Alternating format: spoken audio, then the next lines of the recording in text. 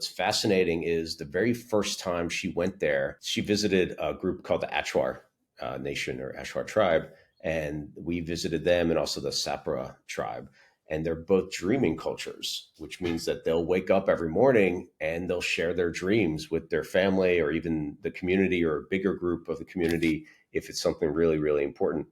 And so the Atra were having dreams of like bulldozers and people like threats coming in for their land, and they were only keeping to themselves. They were not connected to the outside world really. And they said, well, we have to dream a new dream, and we have to dream in allies, and we have to dream in friends, and not only dreaming in for our protection, not even protection because they're a warrior culture, dreaming for our survival, but for the entire humanity. Like 2, 1, 0. Hi, welcome to Stellar Life Podcast. And today I have with me for the second time the amazing Mr. Yanik Silver. He has been called a cosmic catalyst, a maverick mischief maker, and a galactic goofball. He redefines how business is played in the 21st century at the intersection of evolutionary growth, impact, and fun. Yannick is the creator of the Cosmic Journal, author of Evolved Enterprise, and the founder of Maverick1000, a global collective of visionary entrepreneurs making a serious difference in the world without taking themselves too seriously. In fact, it is not unusual to find him dressed up as a lemur, a showgirl, or even in matching mermaid tails with Sir Richard Branson. Actually, Maverick is gonna have a trip coming up to Necker Island with Sir Richard Branson. So they spend a lot of time there, and they create a vision to for charity. I think they already raised over $3 million for charity and projects that are very impactful in the world. So I spent some time with Yannick in the events, and his events are super fun, but it's also super conscious. And I love that mixture of fun, mischievous, and seriously helping each other and helping the world. It's just a beautiful way to do business and mix business fun and spirituality. In this episode, we talked about Yannick's trip to the Amazon to meet an ancient tribe of dreamers and sit in a dream circle with them, finding one's greatness and stepping into it, how to play with boredom. We're so connected to our devices and we always need to do things, but I love how Yannick reframes things, and he talks about playing with boredom. He doesn't talk about being disciplined for 108 days. He talks about it as an experiment or experience. So everything he does comes from a place of creativity and and excitement rather than forcing himself to do something. So he does business in a very different way, and he lives his life in a very different way that gives him the freedom to light people up. One other concept that he shared was being the sun, lighting 1,000 suns that will light 1,000 suns. So creating an impact in the world with your leadership, but also igniting others to be leaders who will ignite others to be leaders. So the world has much more light and joy and fun and love within it. Uh, we talked about his mastermind, Maverick1000. What is the Maverick DNA? My experience with Maverick, and so much more. This was a pleasure having a conversation with him, and I'm sure you will enjoy it. And if you enjoyed it, please take 30 seconds. It takes 30 seconds to review the show. Give us 5 stars, or if there were more than 5 stars, I would love you to give me more than 5 stars, but there are 5 stars. So please give us a 5 stars review, and say something nice. If you gain something from this episode, please help me spread the light that I want to spread in the world, and share it with your friends and share it with people that you think need it, or it will brighten up their day. And thank you for listening. And I love you. And you're awesome. And without further ado, on to the show. Hi, Yannick. Welcome to Stellar Life Podcast. Thank you so much for being here again. I am so blessed that you're here. Yeah, I'm two-time guest now. Thanks, Orion. I love that. I love that. You're a fascinating human being. And there's so much to learn. So much to learn. Before we begin, can you share with me one of your favorite childhood memories and where was it? Yeah, well, I guess I'll. I think it's a favorite one. Or it's become a family story that has become a favorite family story. And now as an adult with kids, I have kind of a new take on it. But as so we're a Russian immigrant family. We came over when I was 3 years old, and so my parents would leave for work. So this was when I was about 5 or 6, and then we lived in an apartment building, and I was supposed to go down, wake up myself, and get dressed and go down to the babysitter, and then she would kind of put me, get me ready for school, and send me on my way. Immigrants are a little bit different, and so I was always into drawing and doodling and art, and so I got some holiday money, and Mm. but I didn't have any markers, and I thought I had enough time to just get dressed, go down, and catch a bus to the local little convenience store.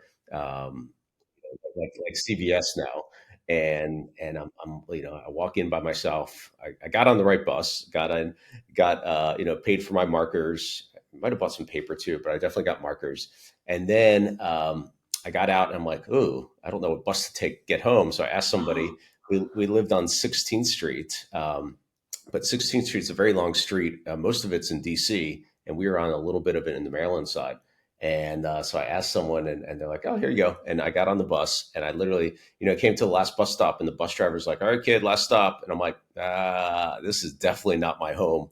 And what I remember is, looking at outside and feeling really scary and like broken concrete and all sorts of stuff. And thankfully, I knew where my dad worked, and the bus driver also thankfully got out, called the police, and the police got me, and then called my dad at work, and they picked me up. So it's kind of a fun family story because of like my just going on my own way and wanting to follow my art, and really being determined to go get whatever I wanted. And then now from a new lens too, as an adult and as a parent, that was incredibly scary. Imagine like your 5 or 6 year old like just being missing, um, and like not knowing anywhere where they were, and it's just so pretty wild. Yeah, that's amazing. That's amazing. There is something about the way Russian or Russian descent people uh, treat their kids. I think they're like they turn out to be a little tougher, more independent, less soft. I am overly soft with my kids. Sometimes I'm like, oh gosh, we're so attached. Like we say goodbye. Like even this morning, I left them in summer camp, and it was like 5 times that we hugged and kissed and said goodbye. So it's like, oh, a little, Yeah, but yeah, it's cute. I mean, it's like, so we used to do family events, teaching kids about entrepreneurship, through Maverick, and we did it for 7 years because I wanted to create something just for my own kids, because they wouldn't just listen to me on my own, but they would if we somebody created a else. fun event and experience. So we actually had the kids going out and selling things, and learning about business and all sorts of things. And what was really interesting in conversations I've had a lot with parents and entrepreneurs is, like, there's the struggle helped make us who we are.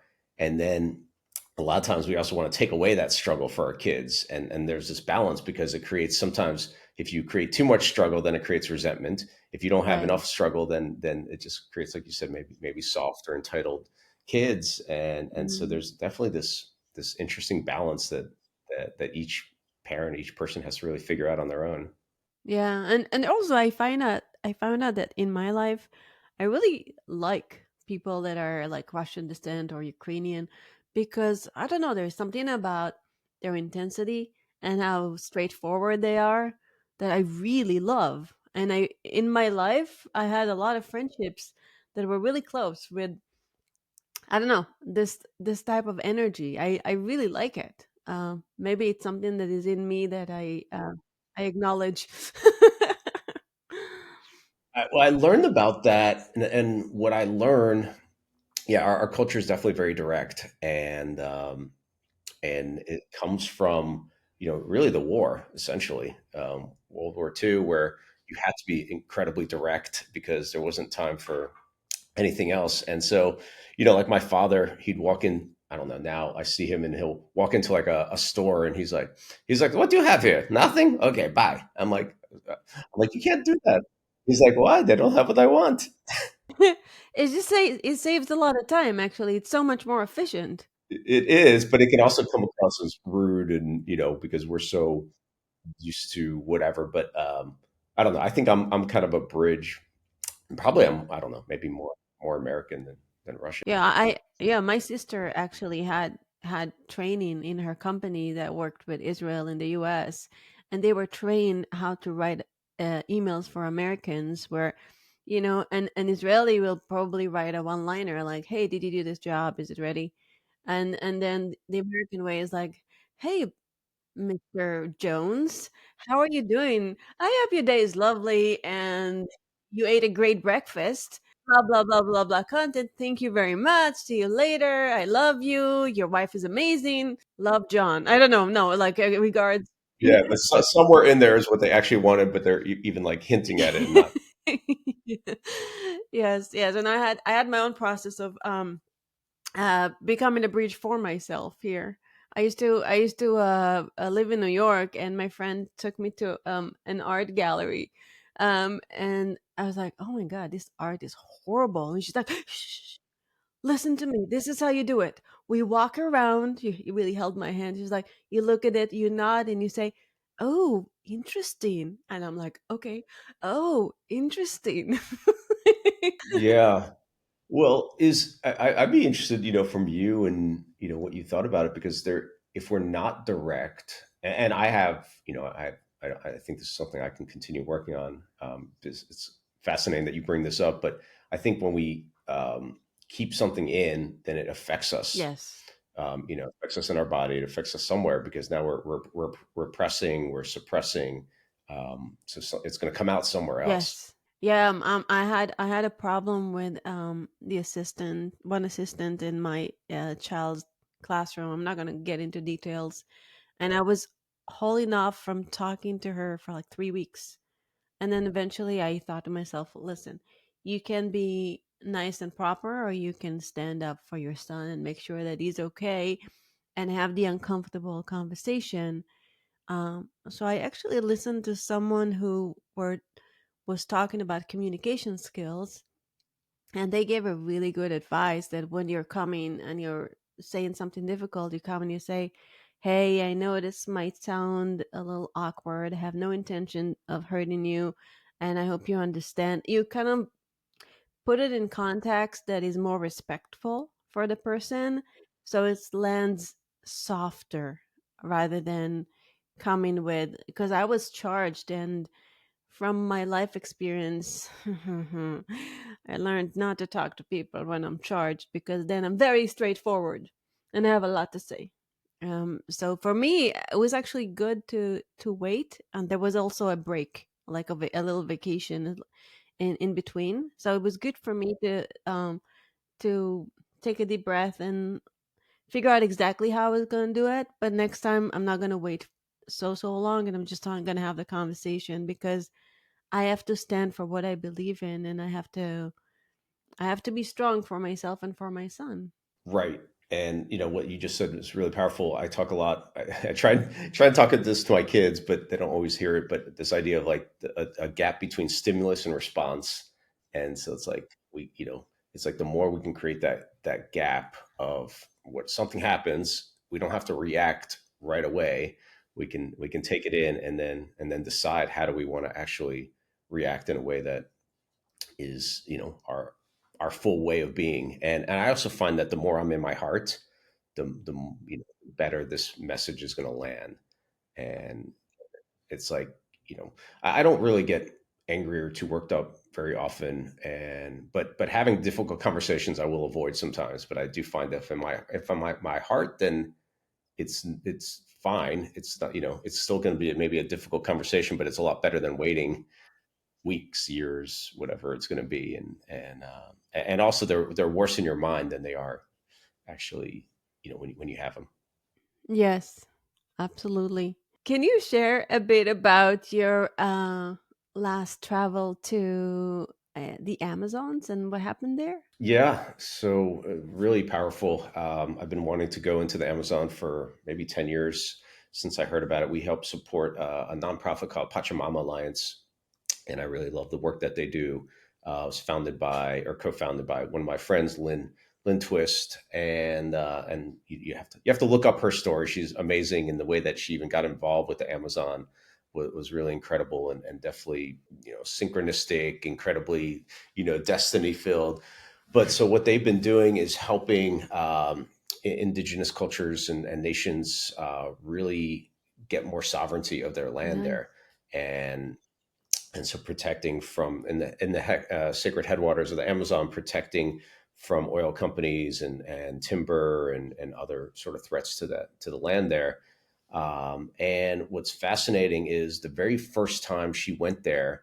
Um, so she visited a group called the Achwar Nation or Achwar tribe, and we visited them and also the Sapra tribe.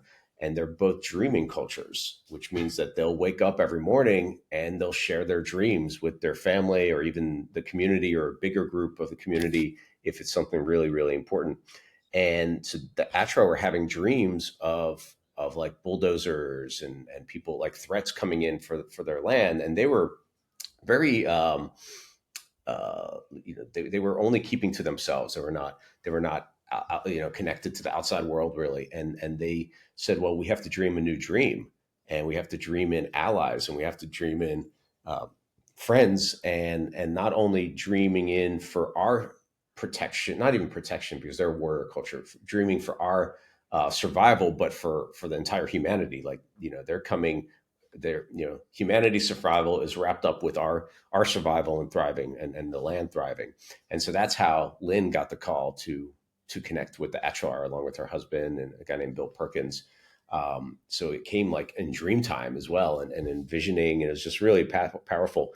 And so this idea of dreaming a new dream, I had heard about it before, but it never really fully landed in this way by spending time there. And anytime that you're deep into nature, it's really a whole different kind of energy. And we were very much off the grid.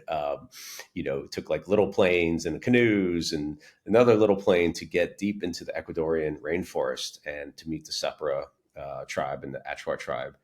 And so that idea, like, so we were told to pay attention to our dreams leading up to it, and then also our dreams there.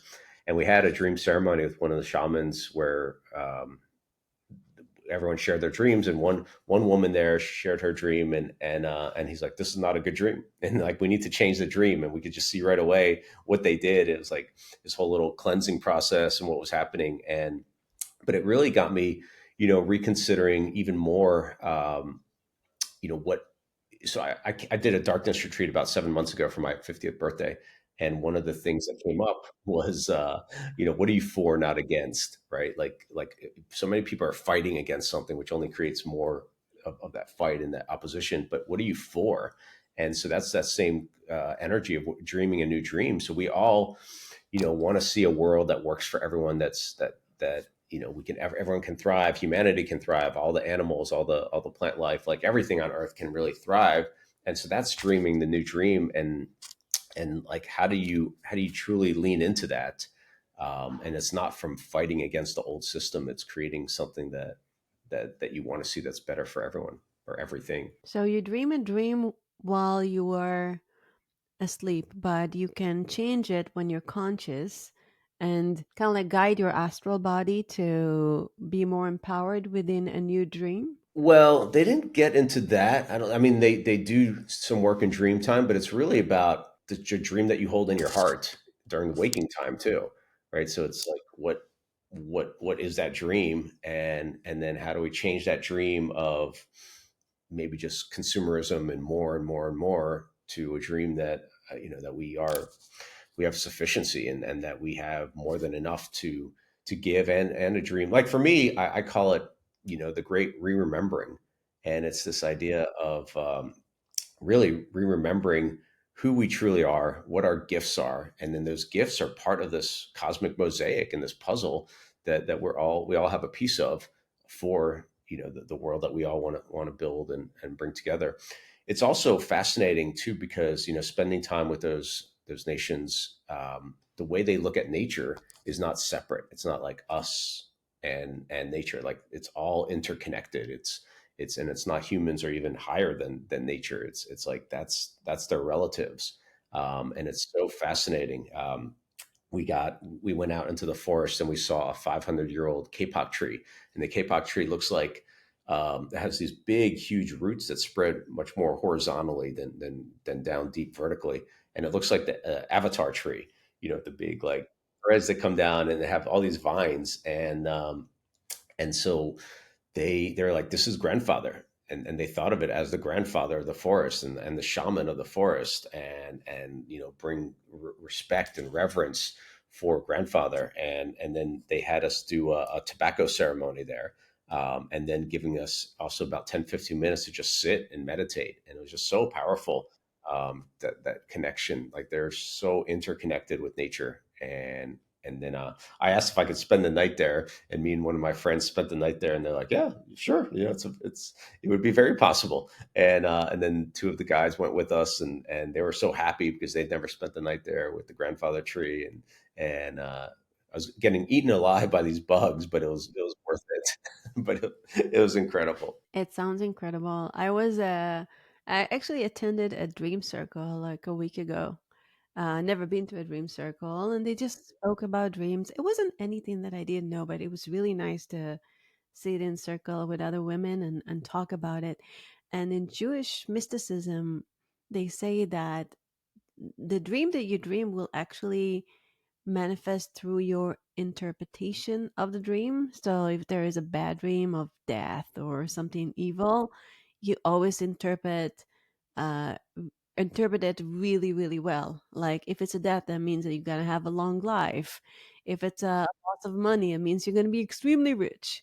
So you always translate it into very, very positive. And I shared one of my dreams.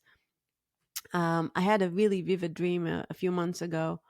Um, the type of dream where you wake up and you're like, and it's so vivid, and you were like there. So um, it was scary. I was chased. It was, I guess I was in Israel, and it was like me, my mom, and my sister, and we were chased by terrorists, like Arabic terrorists, and it was so scary, and we were running, running, running, and I had them run in front of me, and I was behind them, and then all of a sudden and they were like holding knives, like they really wanted to kill us, um, and I turned around, and I all of a sudden, and I looked at them, and I was radiating so much light and love. Honestly, like so much love. It's almost like I expanded. And they looked at this light, and they kind of like froze. And I looked them in the eyes, and I'm like, you don't really want to do this, right? Almost like the question was, your heart, your beingness, you don't really want to do this, right? You don't really want to hurt. And there was so much love and more expansion and more light. And they just dropped their knives, and more expansion and more light. And I woke up. Um, that was really powerful. Yeah, it's very powerful. It's like, yeah, super, super powerful. And that is connected to like what are you for, not against, right? Like it's and that power of love and light, and really standing like that. You've probably seen the movie. What is it called? Like Book of Life or something like that. I think that's what it was called. It's like it's based on the Mexican Day of the Dead, and it's a great movie. Um, but in there, he's battling. It's in the astral world, or the dream world or Mm. something, and he's battling this gigantic bull that's incredibly scary, and he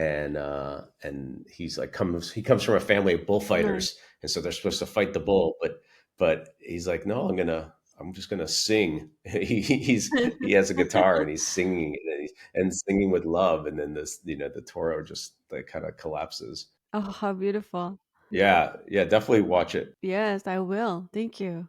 It's really hard to find really good movies to watch. I'm very particular with my time and like what type of movies I watch. So a lot of the new ones are just uh, not that great, not that interesting, and kind of it's either boring or really scary or just just extreme to like trigger you. Yeah, exactly. I mean, that's so many of them are designed for that, and I don't. Yeah, I can barely watch certain movies anymore. I just don't. I don't want to be into that energy, and I don't want to be like. Why? I don't. My wife doesn't get. She's like, let's watch this. I'm like, no, I don't want to. I don't want to watch it. Like, and that's the big thing is like I don't think we fully recognize this, but where our consciousness goes is what what is more created, right? Like so, um, whether it's advertisers or it's media or anything, it's like TikTok, social media, whatever it is like what we put our consciousness to is it expands and it's incredibly powerful.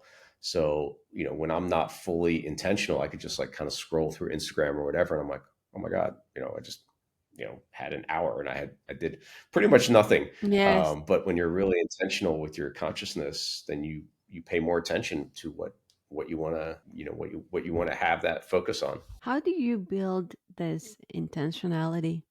It is so easy to scroll, scroll, dopamine, dopamine, dopamine, dopamine, yum, yum, yum, junk dopamine food.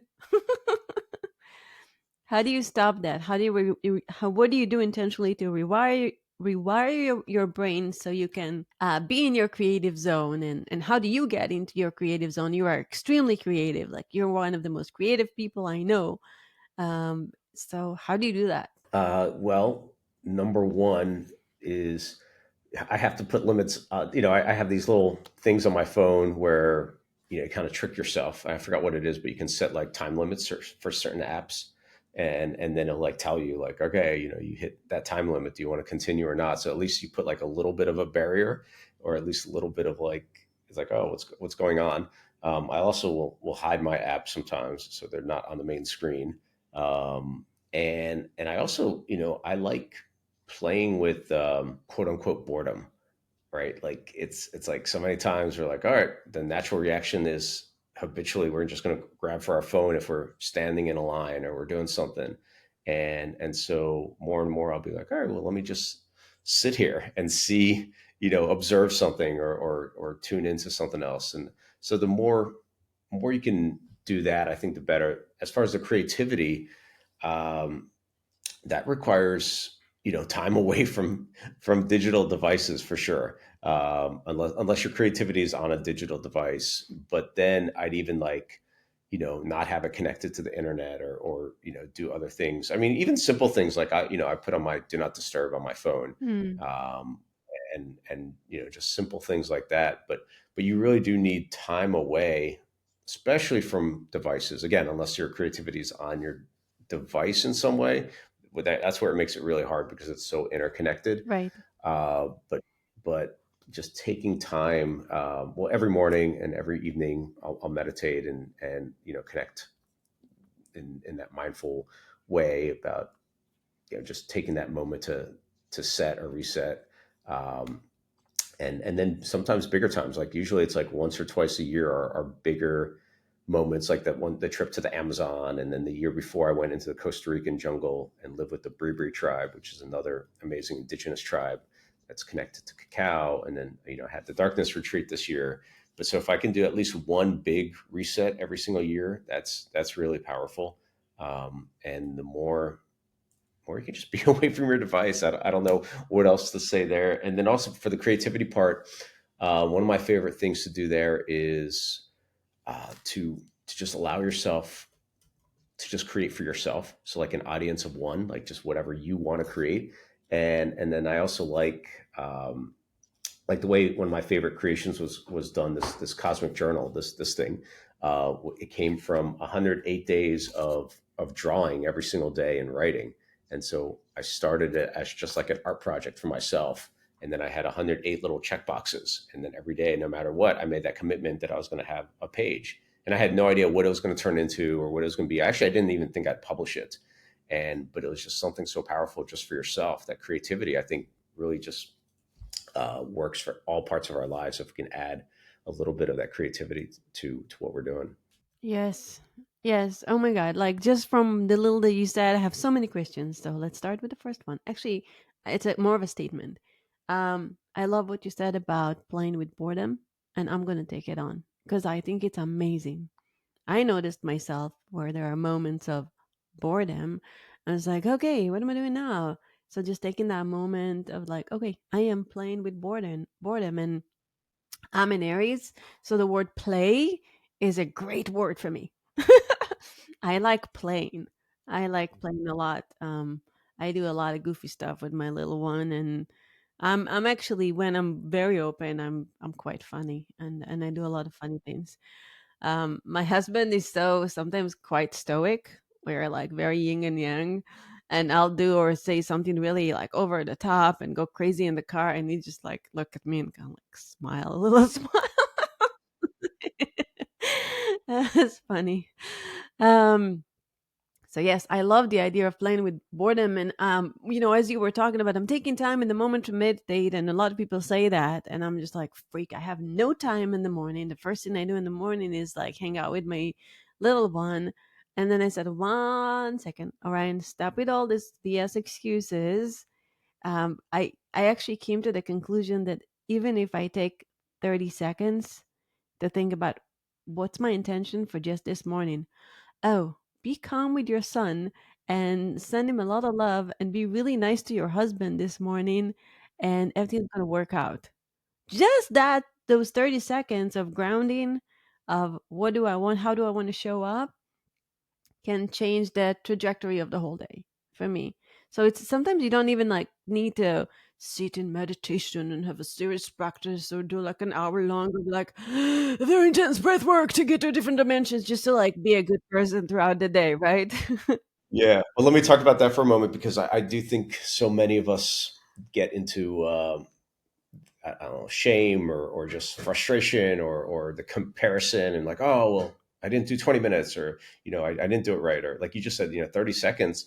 Any time, like I think it's way better to be consistent, even if it's 30 seconds or a minute or 5 minutes every day than it is to do, I don't know, 30 minutes of meditation once every week or 2 weeks or something like that. So to just find that consistency and then also not beat yourself up, like celebrate that you're doing it, and it's better to have a little bit of it than nothing. Yeah. So when I was scrolling through social media, I saw Conan O'Brien on Hot Ones. Do you know the one where they're eating really hot wings? Have you seen that? Oh yeah, Oh, yeah. it's awesome. So Conan okay, this is if you haven't watched it, spoiler alert. At the very last wing, uh Conan took the hot sauce, smeared it. It's like it was like 700,000 Scoville, like something insane like that, something that will literally kill you. He took it, he drank from the bottle, he smeared it all over his face. He rubbed his nipples with it. He was really over the top. And then I watched a little video of his podcast where they were talking about it, and he's actually a really serious guy, and he's serious about funny. He was The reason why he was able to do this is because he's so 100% commit to being funny and getting the funny gig that he will hurt himself in the process and make a total fool out of himself just so he can get a laugh, just so he can, you know finish the gig, like make this really really funny and great for the audience. That's funny. Yeah, no, I didn't see that one. I know the hot wings or the hot whatever, the podcast, but I haven't seen a lot of the episodes. Yeah, what I noticed with successful people like yourself is you commit 100%. When you're saying, I am going to do an art project for 108 days, you do an art project for 108 days. So maybe for somebody like me who's sometimes not that disciplined, um, how can I get more discipline? So that's a really interesting thing because I wouldn't consider like every day for me is a complete disciplined day. It's not like I have friends that are like really on top of like, whatever. They work out, they have this thing and then they check their metrics on their aura ring of their sleep score and then they do this and so I don't consider myself in that way, but I do um I do keep a promise to myself, and I think it's also something that you can keep working on. And so I like, you mentioned play. I like play a lot. I like experiments a lot. I think of them as experiments, and so taking a certain amount of days, because you're also training yourself to trust yourself and to be committed to yourself. So it could be like for me, I would do these 33-day experiments, because it's kind of a magical number. It's beyond the month. It's very specific. I think it's like Freemason number 33 too. Well, it is in a way, but there's a lot more to it. That was actually one of the first synchronicities that started showing up in my life, maybe 15 years ago or so. I like all of a sudden, like 33 just started showing up everywhere, and but yeah, there's more to it. I mean, I think it doesn't matter the number. It could be 22 days. It could be whatever. But it's about the that discipline, and even discipline has kind of like it feels heavy, so that's why it's an experiment, or it's and but you're also making a Wait. I love that reframe, especially for somebody who is.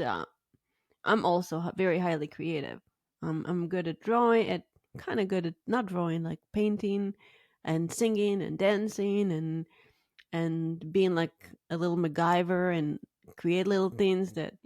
So for me, the word disciplined, I think I'm allergic to that word. yeah, well, right, so So I like the reframe. I like the reframe of experiment. That's why I stopped you, because I'm like, oh wait, this is a really important point. The way you reframe your life is what makes you successful, because what you're doing is you're reframing your life to work for you, and you don't borrow other people's reframe of what you need to be or how an entrepreneur should be. And yet with your way of being you, you create extreme success in your life, which is magnificent. yeah, thank you. Yeah, I think the reframe and the experiment, I mean, our words are so important, right? Our words create our world, and so it's truly, you have to really, you want to pay attention to what are the words we're telling ourselves, what are the words we're using. You can learn so much about somebody when you're just speaking to them, because that's how they view the world, is through the language that they use. And so these experiments, what you want to do is you're going to build up that trust that you have for yourself, and so my first ones were these 33-day experiments, were like, no sugar or no alcohol, or I don't know, meditating or whatever it was, like something. And a lot of times you take on too many things, but if you just to do one thing and you're like, all right, I'm just going to experiment with this one thing that I want to add. So let's say it's a creative aspect. It's like, all right, I want to do art for whatever 22 days, and it's, to me, again, kind of like the meditation, or the 30 seconds or whatever we can add every single day. If we can add it every day, it's better to be prolific than it is to be perfect. Nice. And a lot of times as creatives, we wait until we have inspiration, which is fine, which is great, because we want that energy of that inspiration, because we're like a channel. However, then you're not like, I think you can get so much better. Well, that's kind of a subjective word. You'll feel the energy when you're in motion too, and so you make that commitment. So like that 108 days. So it came from an art challenge that I saw, and it was like, make 100 days of art every single day, and I'm like, whoa, that seems scary. That seems like a lot. Yes. I travel around a lot. I'm like, do I want to commit to it? And I hadn't really done much art since I was a kid. As a kid, I wanted to be a professional hockey player and a cartoonist in the off season, was my dream. And I actually got a little bit back into drawing through my journaling. That's one of my practices I do every single day. And then I'm like, all right, well, 100 days. All right. And in my journal, I wrote about it. I'm like, all right, well, what would happen if I did it? What would happen if I didn't do it? I'm like, well, there'd be some byproduct that would be beneficial if I did it, and let's just see what happens. And so instead of 100, I did 108, because in many of the mystical traditions, 108 has more power in that way. Yes. And so I'm like, all right, well, I'm going to do 108. And so literally I took a little moleskin journal. I can pull it up if you want. If you give me a second, I'll show you the actual original one. Yes, I don't show I this would that love often. that. Hold on. Thank you. So this was again just for me, and I had no intention of really publishing it. And so if you look, like here, so it says Oh, wow. 108 days, That's amazing. and so every single day, no matter what, I would draw a page. So this is the very first page. That's beautiful. So, for the people who are listening, you can watch this on YouTube as well under Orion's Method, and you can find the episode.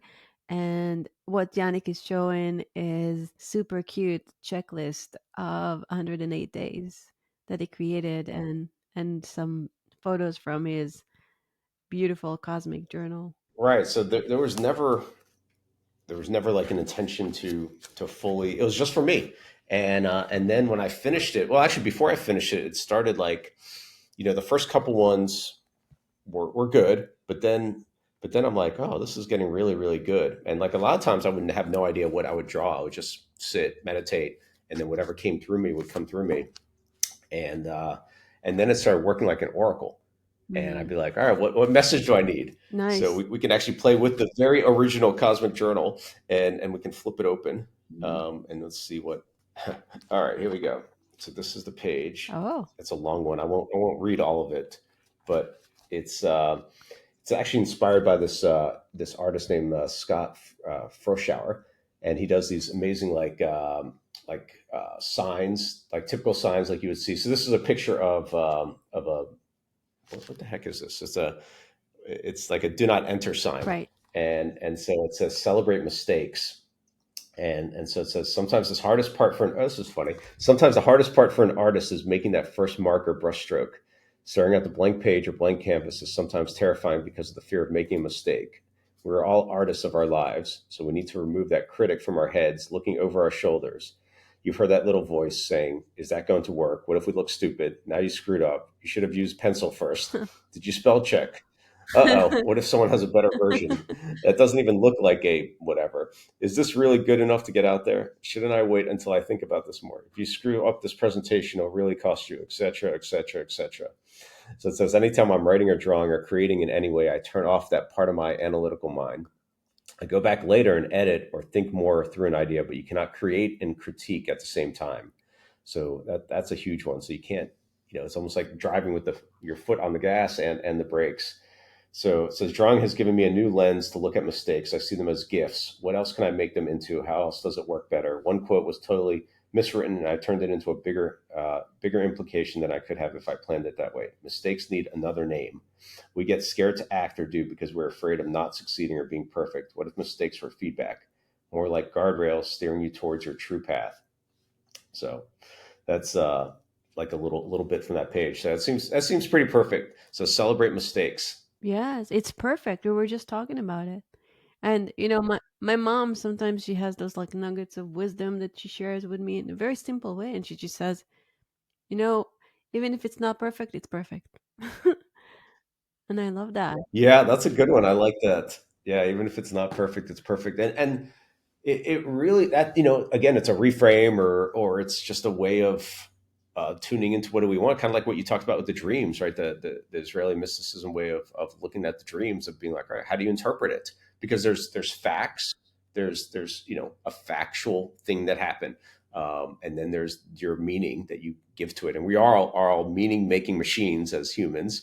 So it's like, how do we make a better meaning that serves us better? It's like, one of my friends talks a lot about, like, we're all making up the story, so why not make up a better story, Right. essentially? And even me telling you that this is a story is making up a story or something like that. Right. So So I'm so good at telling stories that I won an award for best storyteller and also best closer. I won two awards, so they only gave me one because they had to give the other one to the other person.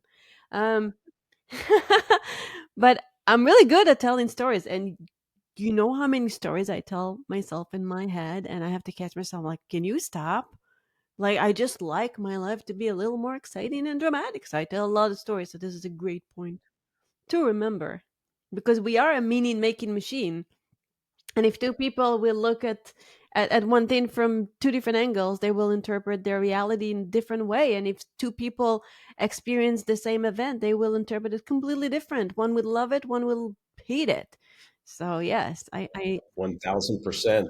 And like I'm fascinated by, like, let's say people that grow up in, let's say, a very similar family, and let's say their dad was an alcoholic and abusive or something like that, and one of them is like, well, of course I did this, and became a big quote unquote success, and really got their life in order because they had their father as an example of what not to do. Mhm. And then another brother is like, very similar, and he's like, oh, of course I grew up, to be this because my father was this way. So it's like, yeah, we all get the choice. And I even think, you're so good at stories, like why not allow ourselves to almost like create a mythic story about Yes, our destiny in our lives. And so that's what the cosmic journal really helps you do I as love well, it. and the oracle Yeah. cards. It's like how do we, you know use the things that are happening as our own mythic story. Yes, I love that. Love, love, love, love, love that. And I believe it's true because eh, according to quantum physics, you live in a world of infinite potential and infinite timelines. And when you elevate, you can just step into a different timeline and manifest completely different things. But that is a whole new conversation. And I want to talk about Maverick because we don't have much time.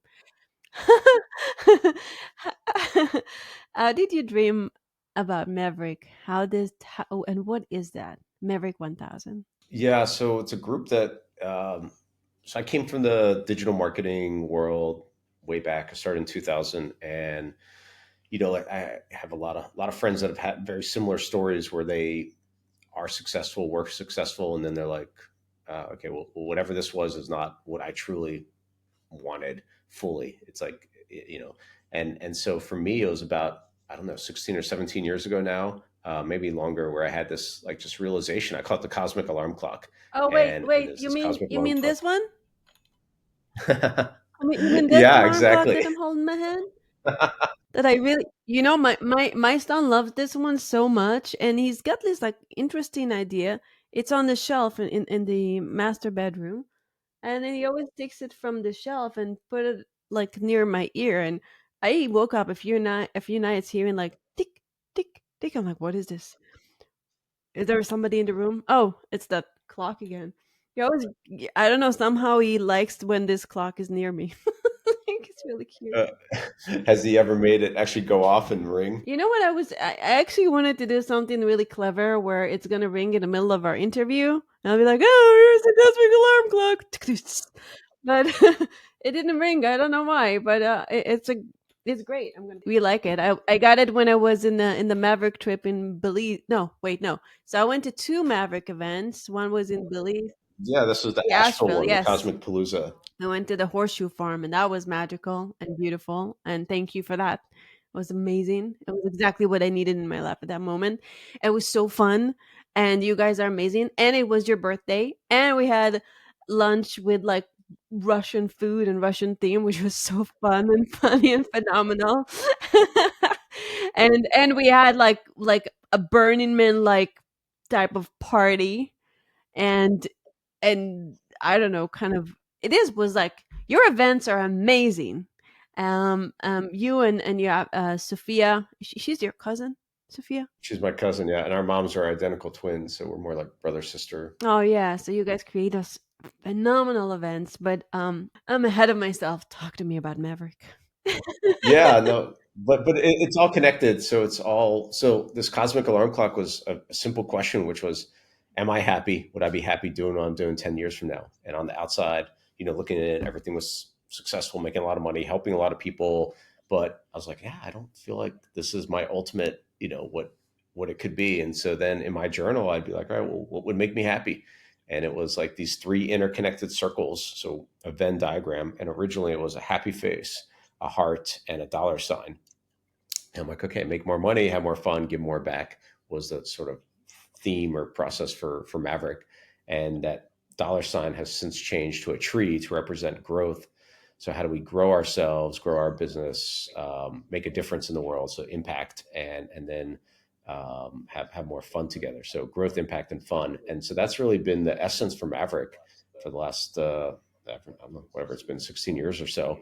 Is let's take entrepreneurs and amazing founders and let's put them in unique environments where we can have growth, impact, and fun together in a third for a third essentially, and see what happens. And it's been interesting.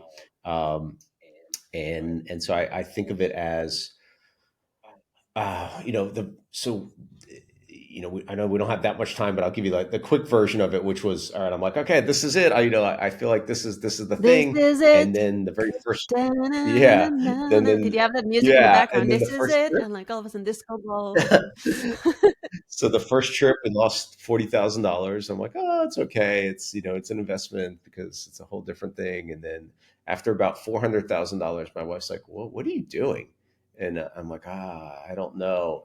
And I could have easily gone back to that digital internet marketing world, but it is like my soul is dying every single day a little bit if I wasn't doing what I was truly meant to be doing. And it was also like the old playbook wasn't working. Like it wasn't the same thing. And I'm like, okay, well, I'm just willing to jump and see what happens and follow my heart. And following your heart is frequently scary, but never wrong. Ooh, And I had to, ooh, I love yeah, that. it, one of the journal entries. And so, but you had to really you had to connect to your why. And the why wasn't to build. Originally, it was all like adventure travel trips, and but it wasn't to build an adventure travel company for entrepreneurs. It was to change the way business is played. Mm. And so that was, we connected to that mission and purpose. And then I also had, I used my left hand a lot, so my non-dominant hand, to write and kind of get answers. And I asked my 111-year-old self, what do I need to know? Oh, And I and my love it. 111-year-old self answered, Angel number. yeah, exactly. I like, alliteration and, fun.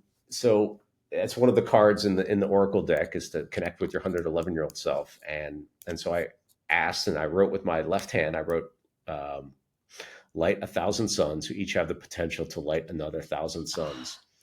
And when I wrote that, I'm like, wow, like there's something really powerful and magical about that. And then we ended up changing what we're doing to really, this idea of like, how do we help these mavericks, these visionaries, these entrepreneurs become lit as a sun. Mm. So to me, that's connecting your head, which is your business side, your heart, your impact you want to make in the world, and then your higher purpose. So all of that into alignment is allowing you to be lit as a sun. And then you could potentially light other suns. And that's going to be different for each person. So for some of them, it's going to be, building a community of other leaders and visionaries. For some of them, it's like, simply lighting other suns through their own team members, or who they serve, or, there's lots of ways of doing it. But that whole, it's almost like a metaphor. The 1,000 suns that could light another 1,000 suns. It's like a metaphor for creating the world that we all want to see. And that's how I think we get Yeah, there. it's beautiful. And on your website, you have the Maverick DNA, which is an acronym of the word Maverick. And it's I am a multiplier, I am abundance mindset, I'm a visionary, I'm extraordinary, I reimagine, reinvent, and recreate, I am impactful, I am a connector, catalyst, and co-creator. K is for kiss kiss bang bang, which is my favorite.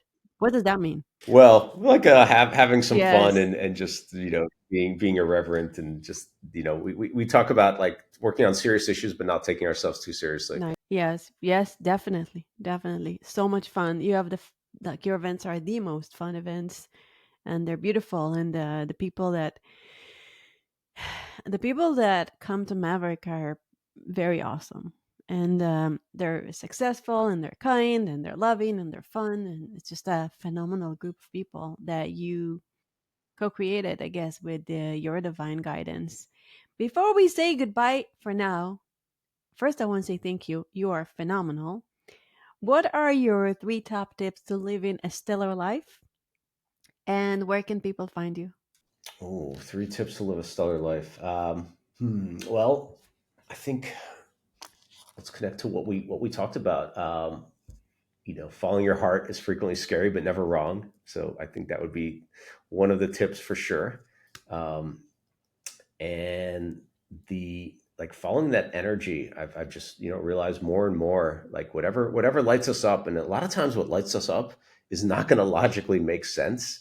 And maybe it's designed that way to not logically make sense, but the more you can follow that, and then play with experiments.